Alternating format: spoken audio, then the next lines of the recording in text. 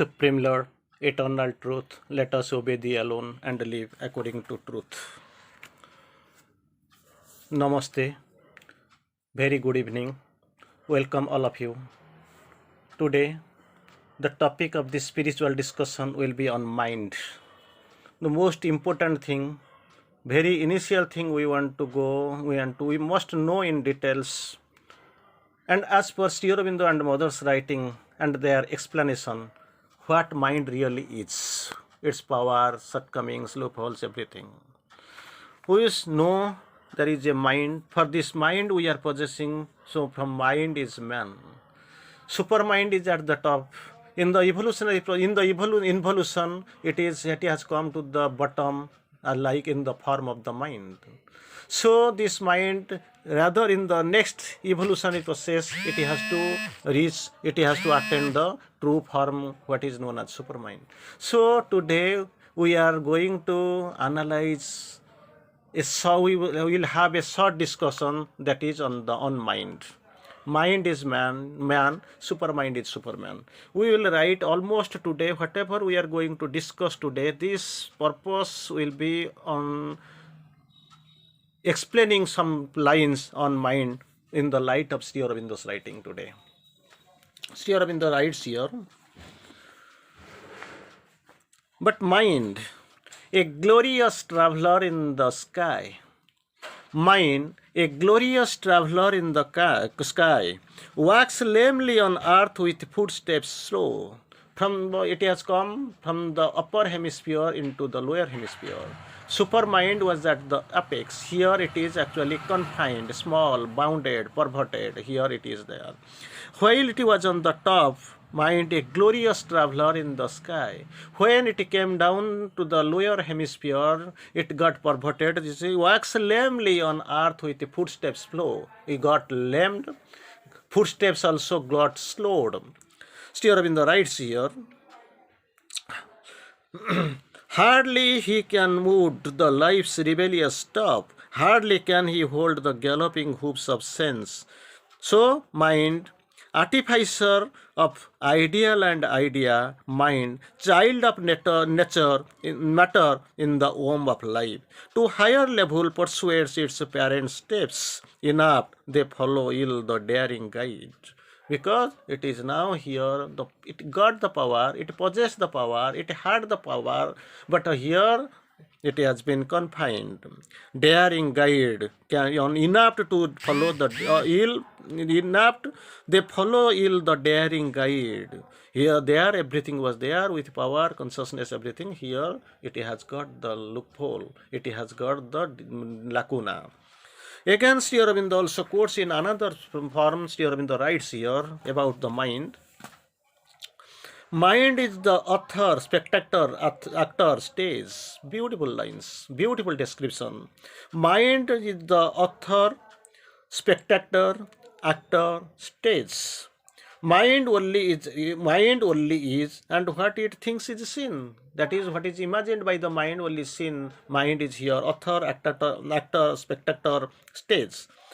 Then there is also, if we are confined to these thoughts of mind, then what happens? If mind is all, then renounce the hope of bliss. If we take the mind is all, mind is doing everything, mind is all, then renounce the hope of bliss. Nothing will be there, bliss will never come, we can enjoy the bliss.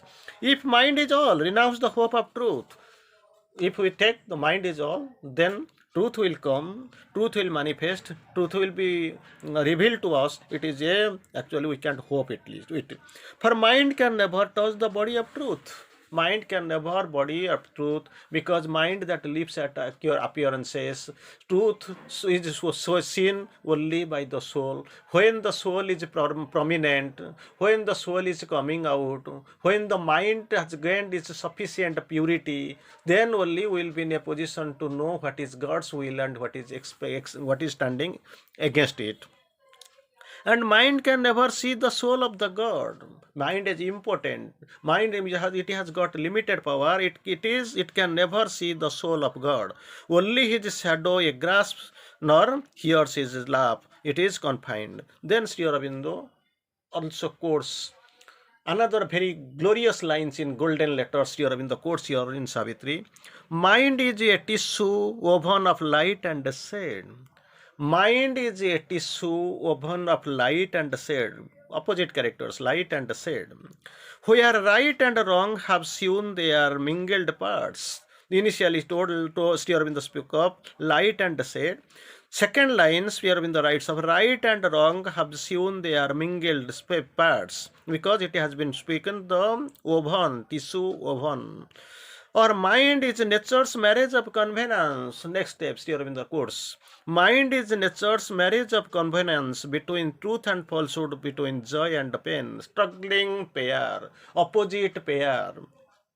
Marriage, mind is nature's marriage of convenience between truth and falsehood, between joy and pain. This struggling pair, initially I have shown, or so many pairs we have seen here. Well, what is that term? Truth, light and falsehood, right and wrong. Then here also we are going to get in something. This struggling pair, no court can separate. It is there. It has got this permanent bondage, permanent linkage. Each thought is a gold coin with bright alloy, and error and truth another. Error and truth are its obverse and reverse. This is about mind. Few lines we quoted. Now we will go to listen some messages from Sri Aurobindo, how this mind operates and how this mind can be changed, and how we will go and observe supermind. That is our process already, that is our sadhana has already started, and we are on the way towards, in the evolutionary process towards supermind. Here Sri Aurobindo speaks of mind is not the last word here of the spirit. Two things, one is mind, another is spirit. Sri Aurobindo quotes here, mind is not the last word of the spirit. What mind thinks today, feels today, it must be contradicted. Mind itself contradicts. So mind is not the last here, the last word of the spirit. Mind can't be our last conscious expression, because mind is fundamentally on ignorance seeking for knowledge. Very beautiful sentence, really beautiful sentence. You will enjoy it. Very good sentence, very evolved sentence. So Sri Aurobindo, mind is not our last conscious expression. Mind is not our last conscious expression, because mind is fundamentally, the definition of mind is ignorance seeking for a knowledge. And mind is an ignorance seeking for knowledge. So it is not a last conscious expression or a last word of the spirit. Mind is an instrument of analysis and synthesis, only an instrument of analysis and synthesis, but not the essential knowledge. Essential knowledge, it is hidden from the pursuit of the mind.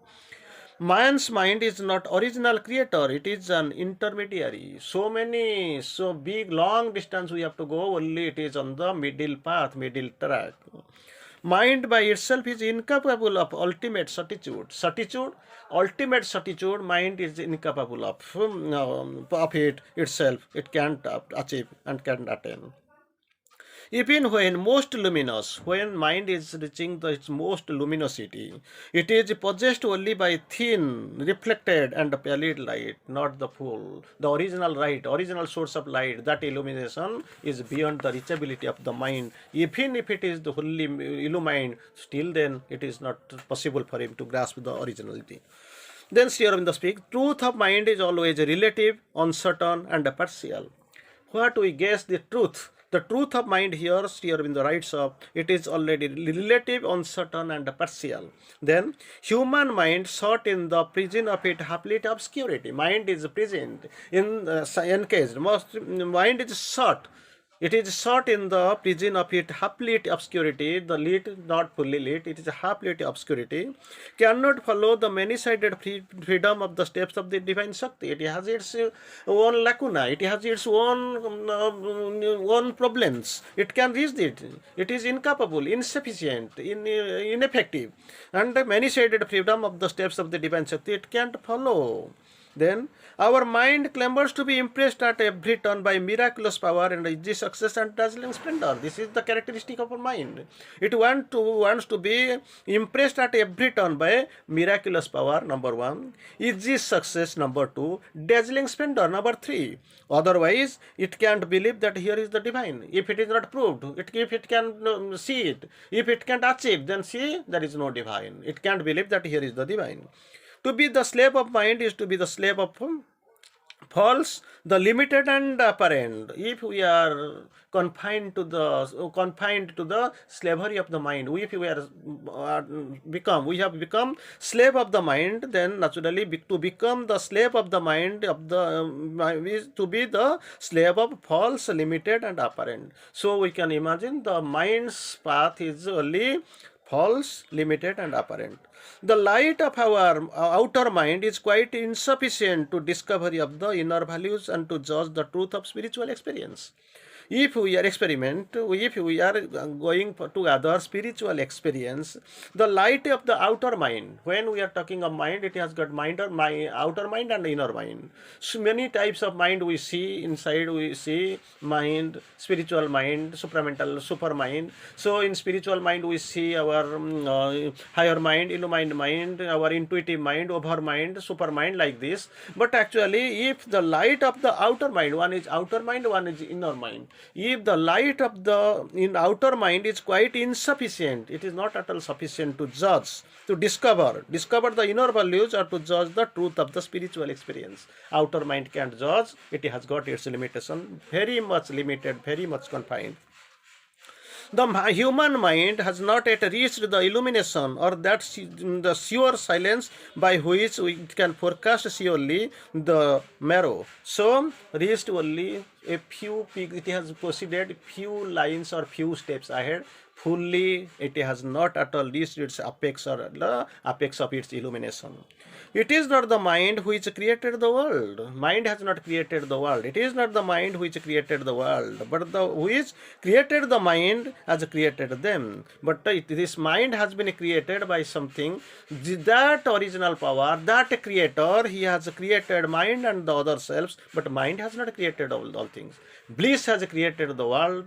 Bliss, vast bliss, magnanimous bliss, true bliss has created this world, not the mind. Then the way of the spirit is not the mental way. Way of the spirit, the Zhukjun is path. The path of the spirit is not the mental way. A mental rule of mental consciousness, a mental rule or mental consciousness can't be its determinant and leader. So nothing to do in the spirit's way. It can't do the method of the spirit's destiny, everything mind can do, because spirit has its own way. The mind's methods are too rigid. The method is too rigid, which is adopted by the mind. Conveniently simple to unravel the true or the whole truth. It can't do, and conveniently simple to unravel the true and untrue, this whole truth. It is very limited. It can't do it. It has got its limitation. The pretty law can't bind the faster movement. The pretty law that is confined, that is created by the mind, it can't bind the fast movement.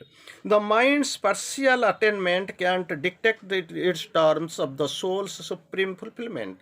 Mind can't go, can't read, can't analyze, can't reach the spirit's fulfillment. The human soul and the nature can't be dealt with the set of mental rules applicable to everybody in the same way. Everything is different. Each of my child is unique. So mental methods, law, it can't be. Human soul and the nature can't be dealt with the set of mental rules.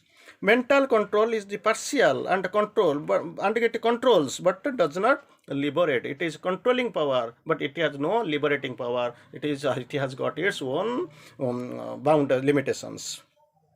In spiritual matters, mental logic easily blunders.